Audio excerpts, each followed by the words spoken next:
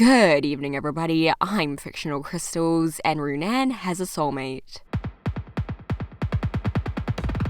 If you got past Netflix's nagging and stuck around for the ending credits of The Dragon Prince, you'll have seen the unique drawings for each episode. These drawings contain clues for us to string things together, pictures of what we heard of or saw in an episode. And let's not forget hints for the future. That is, if The Dragon Prince gets more episodes. Watch it on Netflix, guys. More than once in the credits, there's a character who didn't appear in the show itself. This amulet-making elf. We don't know much about what's up with him, but we do know the Dragon Prince's crew has named him, although they refuse to share what that name is yet. The Dragon Prince's crew has been liking and commenting on social media posts, specifically about this elf being RUNAAN'S significant other. In my opinion, that's a pretty big indicator that the two are a couple. The Dragon Prince's crew does want to include LGBT rep. They already have had some same-sex couples in the background, but if you want more evidence for this being RUNAAN'S significant other in the show itself, just look at the matching amulets the elf was making. He has one, RUNAAN had the other. So we've established that the two are a couple. Now, I think we should analyze the significance of the amulet and those two pictures in the credits with the elf in it. The amulets could be like elf versions of promise rings for each other, or even engagement necklaces, which was what the Water Tribe used in Avatar: The Last Airbender, a show that one of the creators of The Dragon Prince was the head writer for. The Dragon Prince does have Avatar references, and an Avatar voice actor, but aside from the romantic implications of the amulets, they were made to protect. RUNAAN'S amulet had the ability to turn himself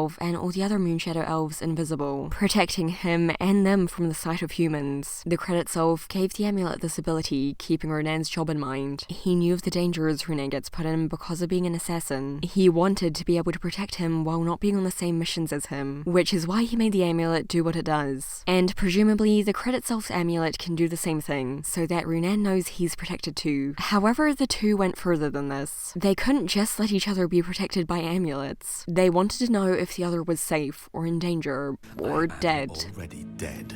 Or had their soul sucked out of them and trapped in a coin. To figure out what they did, we need to look at the second picture of the elf in the credits. Take a closer look at his horns. See how there is an oval drawn on one of them, but not the other. I'm going to assume the oval is a gem or something similar. I'll refer to it as a gem for now. Now take a look at the first picture of him. The picture from the credits of the first episode. Notice how he has two gems on his horns. One gem on each. Okay, you're probably thinking, why is this so important? They could have just forgotten to draw the second gem in the second picture. While that might be true, it's interesting that the gem is gone on this horn specifically, his left horn, which is the same horn RUNAAN lost. We see this picture in the ending credits of the same episode. RUNAAN gets put in a coin. The elf is crying over what happened to RUNAAN. Except, how did he know? Is this just a scene from the future when he does find out? Or could the smoke bird RUNAAN have sent have alerted the elves that he was about to be captured or killed, along with alerting to them that the king of Katolis got taken down? Although, if that were the case, I think Rayla would be pretty concerned with what happened to RUNAAN, at least in a similar way to how she was concerned about Harrow being supposedly